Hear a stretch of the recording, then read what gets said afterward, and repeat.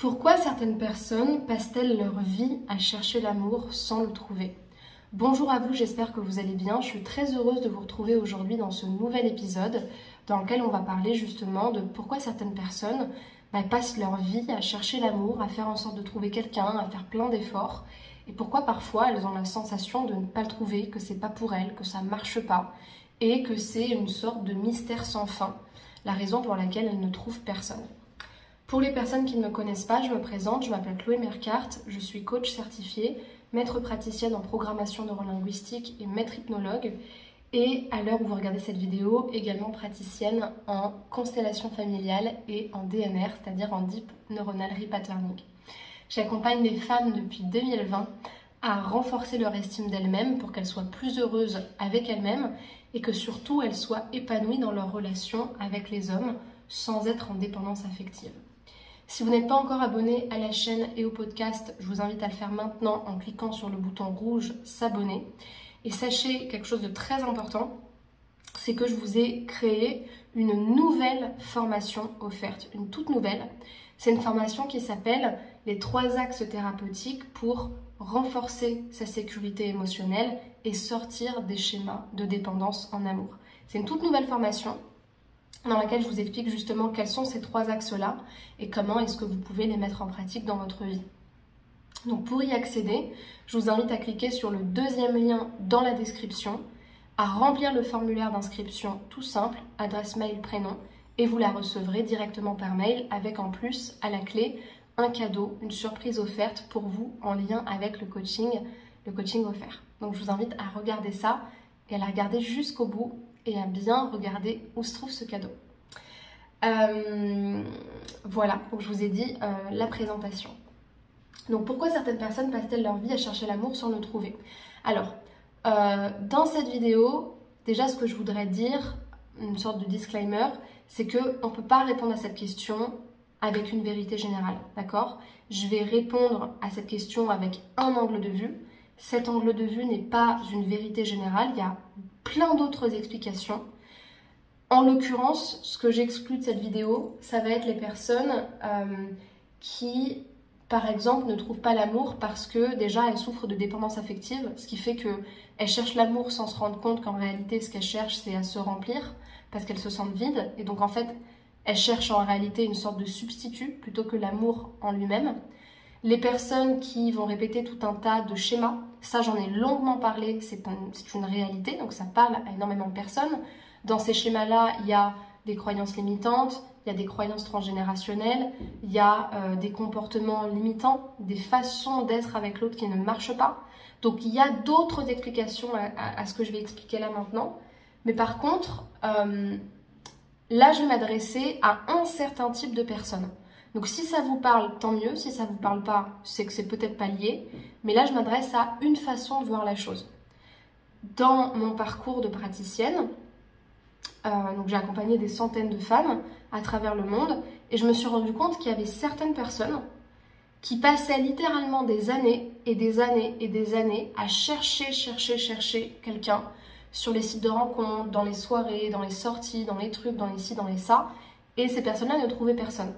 Mais des fois, c'est pas qu'elles trouvaient pas quelqu'un, c'est que en fait, toutes les personnes qu'elles rencontrent, ces personnes-là, elles ont tout le temps quelque chose qui va pas. Elles n'ont pas assez ceci, elles sont pas assez cela, elle n'a pas assez cette valeur-là, elle n'est pas assez dynamique, elle ne me fait pas ressentir cela. Et donc en fait, à chaque fois, elles passent leur temps à marcher, à faire le tour de plein de choses, elles rencontrent plein de partenaires potentiels, mais il y a tout le temps quelque chose qui ne va pas. Et dans ces cas-là, en fait, pour moi, c'est pas qu'elles ne trouvent pas l'amour, c'est qu'en réalité, l'amour vient à elles à chaque fois, mais elle le manque tout le temps.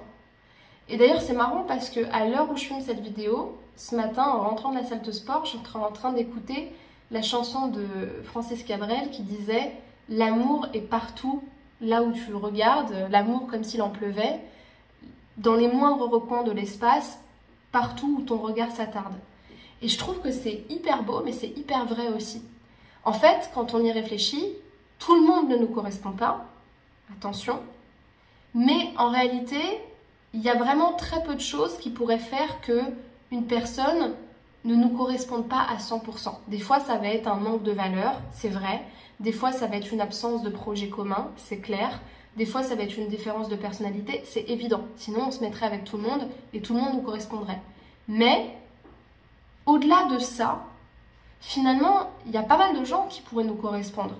Des personnes qui, si on prenait le temps de les connaître, on pourrait trouver quelque chose d'intéressant chez elles, on pourrait trouver leur merveille.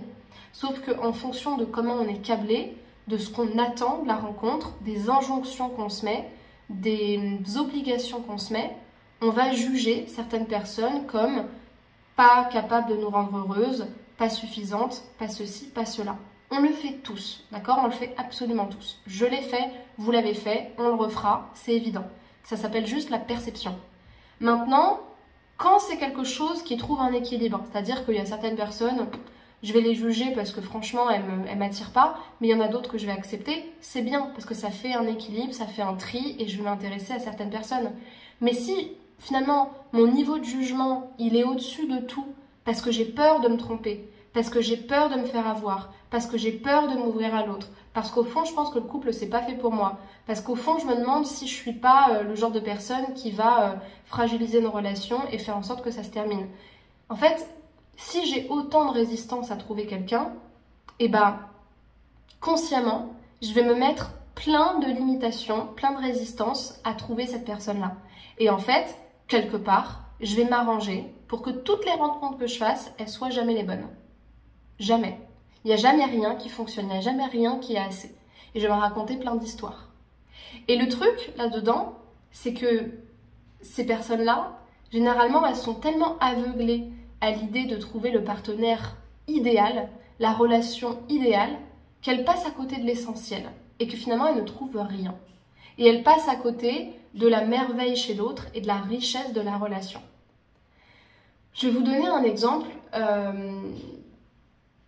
Par exemple, il y a récemment sur les réseaux sociaux, j'étais tombée sur une sorte d'influenceuse qui est connue parce qu'elle est avec un homme qui est très âgé.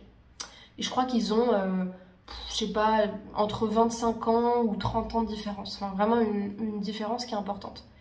Et il y a plein de gens qui les critiquent, mais on va pas s'intéresser à ça. On va s'intéresser plutôt aux personnes qui disent « Ah bah moi, cet homme-là, je pourrais pas être avec lui parce que si, parce que ça, parce qu'il est moche, parce qu'il est vieux, parce que ceci, parce que cela. » Moi, personnellement, un homme qui a 30 ans de plus que moi, je peux pas. Mais c'est moi, d'accord? On va pas commencer à dire ce qui est bien ou ce qui est mal. Je suis pas en train de dire qu'elle a raison ou que j'ai tort, ou inversement. On va juste partir du principe qu'il y a certaines personnes pour qui ce serait pas possible. Certes. Sauf qu'à un moment donné, dans une de ses vidéos, cette nana-là, elle disait « Bah, non, je suis pas avec cet homme-là parce qu'il est riche. Cet homme-là, il est pas riche d'argent. Il est riche d'amour, il est riche de gentillesse, il est riche de tendresse, il est riche d'humour, il est riche de ceci, il est riche de cela. » Et moi, ce que je trouve beau dans cette vidéo-là, au-delà du fait que individuellement ou d'autres personnes n'auraient pas choisi ce partenaire-là, c'est que cette personne-là, elle a été capable de voir à travers la beauté physique, à travers des faits spécifiques qu'on aurait pu juger, comme la différence d'âge, comme le fait qu'il ait déjà des enfants, comme sa situation ou j'en sais rien, elle a directement été connectée à la personne. Et souvent, ce que je peux entendre comme discours de la part de certaines clientes, c'est « Ouais, mais quand cette évidence-là, elle devra être là, elle sera là. » Je suis pas complètement d'accord. Certes, il y a des personnes qui vous attirent plus que d'autres, et si vous ressentez pas le petit truc, ça sert à rien de se forcer. Je suis complètement d'accord. Si vraiment vous sentez un dégoût auprès de la personne, vous n'êtes pas obligé d'être avec elle, même si elle est riche d'amour et de tendresse, bah, vous n'êtes pas obligé, en fait, tout simplement. Mais je pense aussi que c'est aussi une capacité à l'intérieur de soi à développer. Et cette capacité-là, ce serait quelque chose de l'ordre de « je m'autorise à m'ouvrir à quelque chose de différent ». Et cette différence-là, tout le monde n'est pas capable de l'accepter. Et c'est pour ça qu'il y a certaines personnes qui sont plus à même d'accepter des différences parce qu'elles ont ce truc en elles qui fait que je suis capable de m'ouvrir à quelque chose de différent et avoir la richesse à l'intérieur. Et moi, je trouve ça super beau. Donc, j'avais envie de vous donner une citation que j'ai trouvée dans le livre de Florentine Donghua Wang. C'est pas une citation qui vient d'elle, mais je me rappelle plus de la personne qui l'a citée. Mais c'est une citation qui dit « Ton but n'est pas de chercher l'amour, mais de trouver et de faire tomber les résistances que tu as construites contre lui. » Et quand on regarde dans la vie de ces personnes-là, généralement, ce qui fait qu'on est comme ça, autant rigide, autant en résistance, c'est qu'il y a toute une histoire personnelle qui est liée à ça. Des parents durs, un père exigeant, une mère critique, qui nous empêchent d'être avec telle ou telle personne, des croyances bien spécifiques sur ce qui est bien ou mal, une éducation dure sur la femme qu'on doit être, les études qu'on doit faire, l'argent qu'on doit gagner, plein de choses en fait. C'est tout ce qui vous a été transmis. Et parfois ça c'est dur à déconstruire, mais c'est parfois utile. Et d'ailleurs, je continuerai même cette citation en disant votre but, c'est pas toujours de trouver le bon partenaire, parce que une fois qu'on a travaillé sur ces critères, ces anti-critères, et qu'on a compris en fait de quoi on avait besoin, des partenaires bons, il peut y en avoir beaucoup en réalité qui nous correspondent. Mais parfois le but, c'est pas juste de trouver le bon partenaire, mais c'est d'être soi le bon partenaire. D'être soi-même dans un état d'esprit où on a la bonne attitude pour la relation. Donc voilà de quoi je voulais vous parler aujourd'hui. Dans l'annonce que je voulais vous faire, très importante, c'est vous dire que le vendredi 15 novembre à 19h, je vais organiser un grand webinaire de 2 heures dans lequel on va parler d'amour de soi et d'harmonie dans le couple. Je vais vous donner des outils, des clés de compréhension issues de l'intelligence affective pour faire durer votre relation de la meilleure manière, pour être dans un couple épanoui. Et même si vous êtes célibataire, franchement, c'est hyper intéressant de venir à cette soirée parce que ça va vous donner un autre regard sur ce que vous attendez de l'autre, sur la manière d'être en relation avec lui et sur la relation que vous voulez construire. Donc je trouve que c'est une super soirée qui est complètement offerte et dans laquelle, à la fin, je vous présenterai ma toute nouvelle formation sur le couple pour justement savoir comment bien vivre dans sa relation tout en conservant son estime de soi. Donc à la clé, comme vous le savez, comme d'habitude, il y aura des démonstrations issues de mes toutes dernières formations. Donc constellation familiale, Deep Neuronal Repatterning, EFT, hypnose directive, hypnose ericksonienne, PNL comme d'habitude. Et aussi plein d'objectifs qu'on va voir ensemble, comme comment préserver sa relation de son ego ou de ses blessures du passé, comment conserver son estime de soi, comment mieux communiquer, comment justement savoir s'ouvrir à l'intelligence affective sans s'oublier soi. On va voir des thématiques très intéressantes durant cette soirée-là. Donc pour pouvoir vous inscrire, vous avez une seule chose à faire, c'est très simple, c'est cliquer sur le premier lien dans la description de cet épisode. Vous cliquez sur le premier lien, vous remplissez le formulaire et vous serez inscrite. Et une fois inscrite, vous allez recevoir les rappels de l'événement avec à chaque fois en bas du mail le lien sur lequel cliquer pour rejoindre la soirée. Voilà ce que je voulais vous dire. Si cette vidéo vous a plu, je vous invite à laisser un pouce vers le haut et à m'écrire dans les commentaires si vous avez des questions, des choses à partager. Et comme vous le savez, dans la description, vous avez toujours justement la formation offerte, la toute nouvelle dont je vous ai parlé en introduction, la possibilité de réserver un coaching offert avec moi. Tout ça, c'est dans la description, c'est le troisième lien, je vous laisse regarder. Et vous avez aussi d'autres formations déjà présentes et des outils à découvrir. Donc tout ça, c'est dans la description. Je vous invite par ailleurs à me rejoindre sur les réseaux sociaux, notamment YouTube, Spotify, Instagram, TikTok, Facebook. Vous avez tout qui est là et encore une fois dans la description. Prenez bien soin de vous, à très bientôt pour un prochain épisode. Au revoir.